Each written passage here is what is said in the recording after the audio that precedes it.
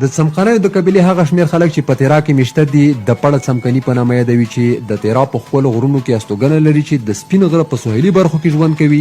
ختیځ ته یې افریدي او اورکزي، لویدیځ ته یې توري، شمال ته یې سپین غر او د جنوب خواته یې د توري او اورکزي قبیلو سره ګډه پوله لري. پړه څمکني د افغانستان نه د سپین غر په واسطه جلا شوي دي او کله چې خلک افغانستان ته سفر کوي نو د اپریدو او کورمې له لارې تګ او راتګ کوي. د دوی سیمه د اداري پلوه د کورمې په ایجنسۍ پورې اړه لري او زیاتره د کړمان په دره کې ژوند کوي. کړمان به موږ تاسو پخوا ویل چې خدای پاک دې د کړمان هم تېر کړه کنه، نو خلک په دې نه پوهېدل چې کړمان دومره نږدې دی. او زمونږ ګاونډی بالکل همداسې خبره ده. څمکنی صاحب د پړه څمکني بیا څه ډول خلک دي؟ د دوی کاروبار څه ډول دی؟ مننه کوم مبارز صاحب. دلته څمکني که تاسو وګورئ په څمکني ولسوالۍ کې اکثره په زراعتي چارو باندې بوخت دي خو زیاتره یې بیا په علمي کارونو کې هم مصروف دي. پړه څمکني لکه تاسو چې ویل د ډېر خوارکخ او جنګلي خلک دي، ښځې او نارینه ټول په ګډه کار کوي. د دوی د سیمې زیاتره باراني او للمي دي خو د موسم د سړوالي په وجه د غنمو، جوارو او وربشو ډېره ښه کرنه پکې کیږي. خو دغه ځمکې د دوی ورځنۍ اړتیاوې نه پوره کوي. همداراز د دوی په سیمه کې ډول ډول میوې لکه مڼې، زردالو، انګور، شفتالو هم پکې پیدا کیږي. د سړوالي له وجې نشي. بالکل همداسې ځکه د سپین غر په لمنه کې پراته دي. دغه خلک په خپلو منځونو کې شخړې نه کوي او ډېر سوله خوښوونکي خلک دي. د پړه څمکنیو مشهورې څانګې او ښاخونه دا مثلا لکه آزی خیل، خانه خیل، خواجه خیل، آسیابي، غربینه او ګندره. څمکني صاحب لکه تاسو وړاندې یادونه وکړه په پېښور کې به کوم څمکني میست دي؟ بالکل یو شمېر څمکني د پېښور په شپږمیلۍ کې اوسېږي چې د دوی کلی د ستر او لوی ستانه حضرت میا عمر رحمت الله علیه د مزار په وجه مشهور کړی دی او د څمکنیو په نامه یادېږي.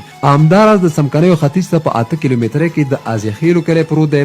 آزی خیل د څمکنیو یوه پښه ده. په پېښور کې د څمکنیو د مشهورو محلونو نومونه مثلا دا دي چې لکه قدر خیل، یاسین خیل، بهرم خیل، مصطفی خیل، خواجه خیل، بازارګړي، د قصبانو محله، د موچیانو محله، د قاضیانو محله، خالق آباد اول نمبر او دویم نمبر کوټي، سیدان، مسکین آباد، زرین آباد، میاگان، جمرود آباد، همدارنګه جان خان ګړی، خاجي آباد او بابا خیل. بالکل څمکني صاحب د دوی ښاخونه هم تر پېښور یې ښاخونه کره وپېژنئ. مهرباني. مننه مبارز صاحب.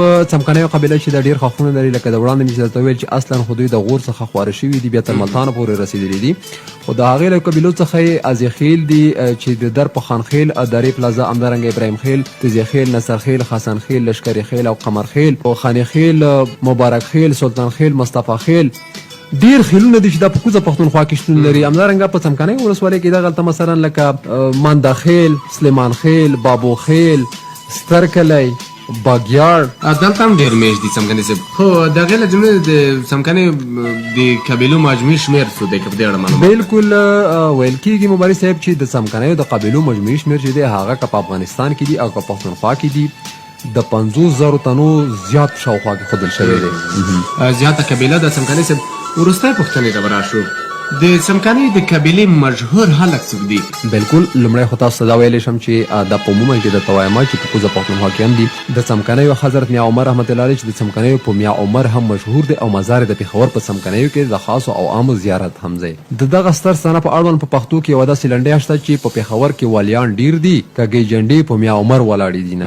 د دغه ستر ستانه د درنوي او ستر مقام له خبره د افغانستان د جلال آباد په ښار کې یو ښوونځی هم شته چې د میا عمر په ښوونځي سره یادېږي. موجود. بل حاجي دریا خان بابا عبدل خیل چې لوی علمي شخصیت وو او په اسلامي علومو کې لوی لاس درلود. ویل کېږي چې نوموړی د څمکنیو د میا عمر صاحب استاد هم وو او مزار د پېښور په څمکنیو کې دی. ارواخا د هدایت الله خان څمکنی چې د صوبه پښتونخوا د اسمبلی سپیکر وو.